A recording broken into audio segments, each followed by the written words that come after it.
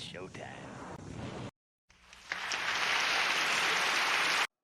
Hey, what's up, you guys? It's Nita, and I am back to review the season finale of Snowfall. So this is episode 10, season 4, epic, epic season. The episodes got better each week. I give this episode a 10 out of 10. I'm not even going to keep you. I'm just going to let you know that I really dug this episode. So let's get into it, shall we? Oh, before I forget, I wanted to invite you all to Lamont Tyson's YouTube channel, where I actually am going live tonight. We're going to be discussing Snowfall. So I hope to see you there in the comments. Come have a good time with us, because we have a good time breaking down and analyzing Snowfall. The first scene, we got Alton getting called down to the school with his Black Panther hat on. He walks up in there all manly and with fierceness. And the teachers is like, Franklin refused to stand up for the Pledge of Allegiance. He was like, that's what the hell you call me down here for? Because you know, Black parents, we be like, hello? That could have been a phone call. You know what I'm saying? So anyway, they was looking at him stupid. He was looking at him stupid. He basically said he did it because that's what it is. So then he was like, he's not going to explain himself, and he's taking him out of the school. To which Franklin doesn't want to. He doesn't want to leave school because his friends are there, and he doesn't want to leave school. But, you know, Alton gave him a little talking to. He told him, you know, in life you got to make your own choices, and no matter what, just know I love you and I'm proud of you. So to that I say, this particular scene that they chose, this particular flashback scene, I think it spoke to what's going to happen later on in the episode. Definitely shows the character of his father and Franklin's character and why he did what he did later on. Next, we got the situation is dire. You hear me? Franklin is hounding his mother about the whereabouts of his father. She said, basically, he said that someone at the shelter can reach him. So he took that and ran with it. There wasn't nothing else to say. I knew for certain that sleeping dogs had a double meaning. The episode 9 was titled Sleeping Dogs, and it absolutely was referring to Scully. So he is back. Basically, he's here trying to shake him down for Franklin's whereabouts, his address, his family address, whatever. Shit is about to hit the fan. Scully is up. Now we got Franklin getting his pager blown up. Teddy is blowing it up. He gets to a payphone, calls Teddy back. Teddy is fucking pissed. You hear me? Pissed. He said, are you near radio? He was like, yeah, call you back. So Franklin goes in the car, gets to radio station, and basically listening to his father signing his motherfucking death certificate on the radio, like Irene did. Child, what in the world is going on with Alton? I could not believe it. Moochie said, shout out to Moochie. She said he's spilling the dimes, the pennies, the quarters, the nickels, and all. I said, yeah, bitch, the whole stack. Shout out to the director. He had some really, really cool shots. I really like that angle of Franklin's face in the side view mirror. I thought that was a dope shot. And he had a whole lot of others. I'm going to shout them out at the end. So now we got Franklin and Leon showing up at the shelter to get in touch with Alton. He's talking to the dude that's supposed to be getting in touch with him. He basically said, this is my establishment. Hello? So then he was like, I don't know what you're talking about. Then he was like, you know what? Get the fuck out. Get out. And then wasn't nobody moving. Leon had to chime in. He was like, you heard what he said. I said, we getting the old Leon. We getting the old Leon. He done put he put them poor people out of that darn shelter. I was like, Franklin, whoo, child, you doing a whole lot. So, and then the man was like, you are a disgrace. I was like, ooh, he was real bent up out the chest with that. And I was like, okay. Teddy's still blowing Franklin up. Franklin is like, man, come on. You can't just keep calling me. I'm trying to find her. I'm trying to do my job. Would you let me fucking do it? So it wasn't much of that scene. So Sissy gets the passports from the plug, right? So then he basically breaks down to him talking about Alton is a good man. I'm proud of him. He's like a hero. Whoop-de-whoop and blah, blah, blah. All right, y'all, we about to turn up the heat. Turn it up. We got Alton coming to the house, talking about Franklin. So he was definitely trying to get in there to do what he was trying to do, to get a gun so he can protect himself, because he didn't know whether or not, Teddy was going to be there. It was going to be some kind of double cross. Franklin gets there. They're basically standing there. But in the middle of their conversation, who do you think is at the door? That's right. My man, Scully. Scully is he broke in. He's in the house. And look at that shot right there. That shot is, I'm telling you, the director took some excellent shots. So we get into this confrontation. Scully is busting off. Next thing you know, Alton comes out, shoots, and hit Scully. Now, we didn't see where exactly he got hit, but we know he got hit. Alton also got hit. Later on, we see Franklin fixing his wound. He's trying to get him to, kind of like, come on, man, I need you to go to the hospital. And then he was like, man, I ain't going to no hospital. He was like, man, I ain't going. Look, I'm not going to argue with you going to the hospital. Get the fuck out of here. Basically, he was saying, get the hell out of here.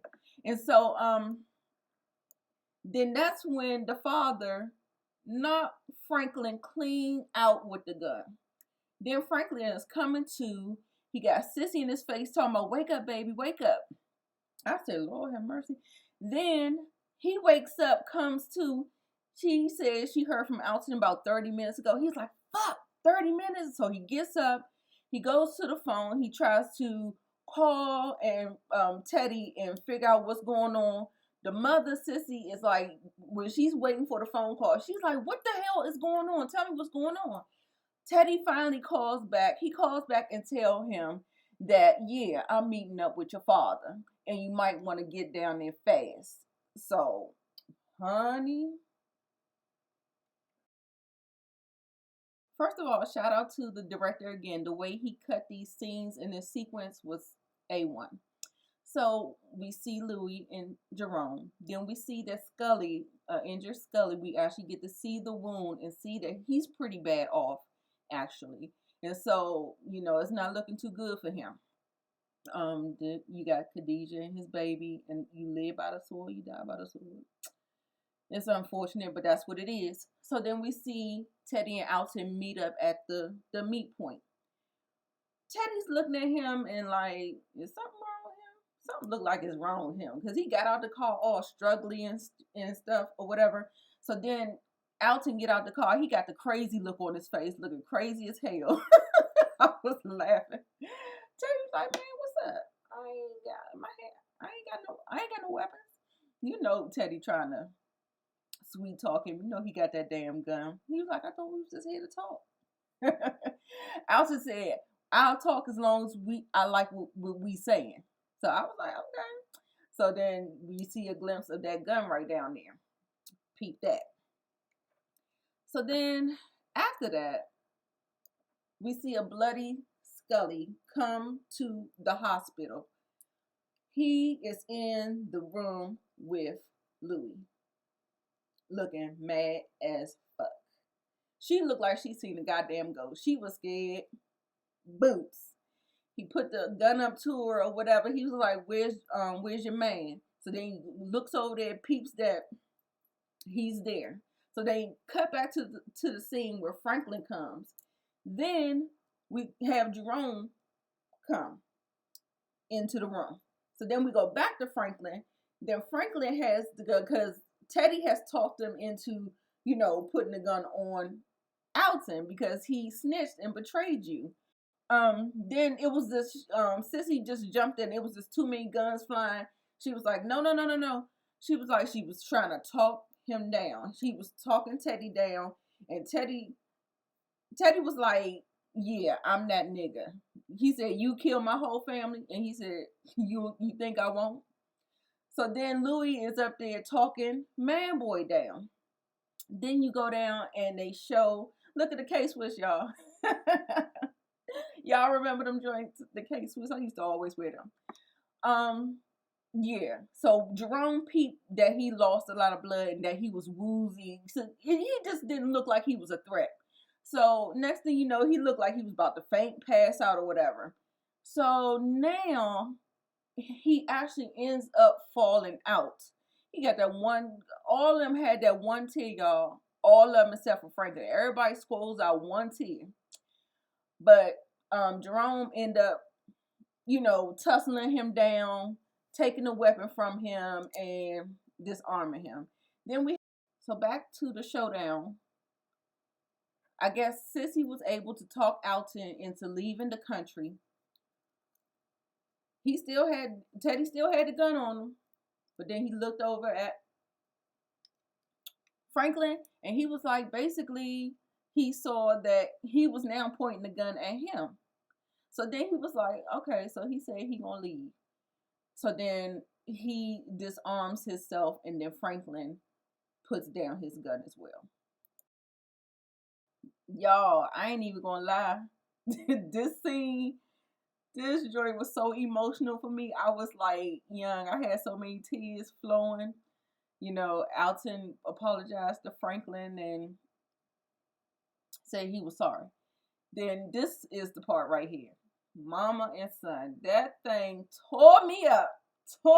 I said I wasn't no more good. I wasn't. Y'all, I was no good.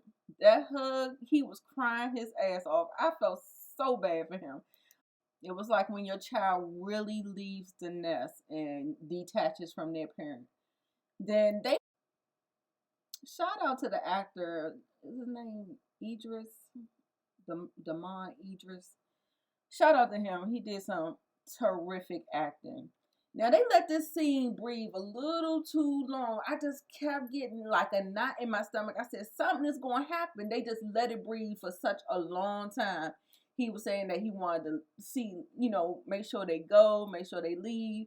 And they kept showing these wide shots, young. I swear I thought that motherfucking plane was going to blow the fuck up. That's what I thought, but it didn't. They happily ever after. We got Jerome there with the cops. Franklin shows up at the hospital, see the cops, and he's like peeping what's going on. After the cops leave, he says Scully showed up. He was like, what? What the fuck? He says, Louie okay? He was wondering if she was okay. He was like, we had some real changes happening and we got to talk about it. Jerome was like, this not the time, nephew. And basically, we knew something was coming. And he was like, this is not the time, basically. And he wouldn't let him see Louis either. And he cocked that neck. He always do that head cock. That's his signature. Y'all, if I don't give a fuck was a person.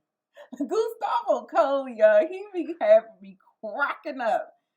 Anyway, so the CIA agent said we're trying to vet some people and we're going to have some people working. He was like, yeah, whatever. So then he said he had the paperwork. And who's the paperwork about? Who for? Lucia. She looks like she's happy and thriving, and she looks like she's doing okay to me. Next, we got Louie and Jerome coming back to the club. She's been released from the hospital.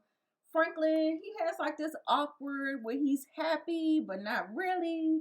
And Jerome and Louis are acting off. You could tell by their body language. You could tell by the way Jerome is looking. It's not going to be good news. So basically, they said they want to buy themselves out of his business. They want to do their own thing. They want to be on that shit that Leon was on. So he was like, we can't break our system. We just got back strong. And she was like, we've been listening to you for a long time. We trying to do it for ourselves now. And she was just like, real talk. I don't like where we at as a team. So yeah. Have a distraught Franklin and Leon having a conversation about this Louis thing. Leon said, "Let him go." He said they'll respect you in the end. You know, it's no point of trying to force somebody to do something that they don't want to do. And, he was just like, take it from me or whatever. He said, if they come back, they come back. And so he was just basically trying to let them know. Like, basically, he was in a position as well. Oh, boy. Now we get to the part where I knew we were going with Leon. Leon cannot get over Khadijah and the baby's death. He cannot do it. He's like, that shit broke him. He can't do it. He don't know about none of this shit no more. He can't do it. I was like, damn, I already knew that's where it was going. But Franklin was like, I saved you. I saved you. I protected you. It's basically he's saying, nigga, you owe me.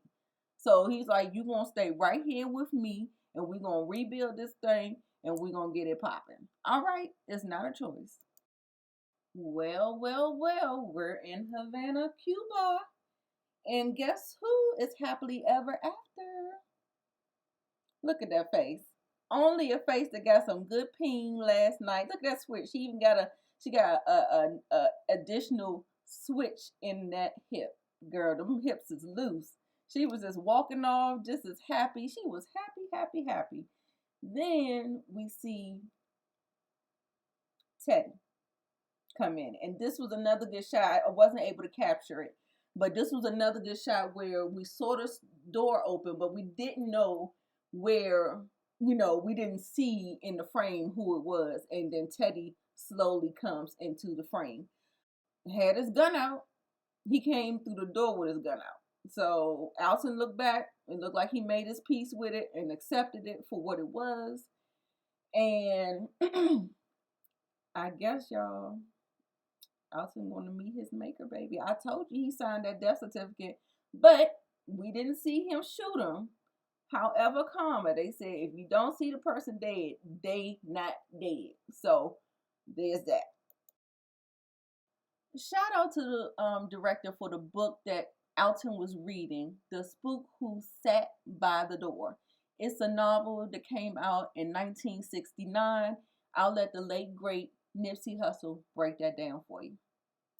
Now, Blue Laces 2, one of my favorite records on the album. You make a spook who sat by the door reference. You know about that, man. Oh yeah, absolutely. I read that book, but I don't think you a spook who sat by the door. I think your intentions are pretty clear. Well, now I would say so, but even to the point we made earlier, that's one of the reasons I was so vocal about where I was coming from and what I represented, because I knew who I wanted to mobilize. You know what I mean? And I'm gonna name my last album "The Spook That Sat by the Door." You know what I mean? When I finished my situation with our partnership at Atlantic, and for anybody that ain't seen that movie or read the book, it's about a gang member from Chicago who presented himself in a way he never caught no cases. He had a clean cut look, and he infiltrated the CIA. Yep. And he became educated and basically he used their agenda, which was to have a token nigga in the CIA for political reasons. We gonna speak blunt, fuck it. He used it against him. And I think that in terms of hip hop, you think of the message that they embrace, I feel parallel with, like, you know what I mean, the power structure. I don't mean the culture of hip hop, but the power structure of music. They got prescribed personas they expect from us. You know what I'm saying? So I feel like the way he used their intention against him was one of my underlying strategies. You know what I'm saying? You got to put the medicine in the candy. 100%. And what's interesting about that book, all his people used to call him Uncle Tom and a coon, you know what I'm saying? Sellout. Yeah. But he was there working for them the whole time. Yeah, and he I don't want to go blow nothing up like he did in the movie, you know what I mean? But just in terms of being able to mobilize his homies to a higher cause. Well, looky who we got in episode 10. Good old Mel.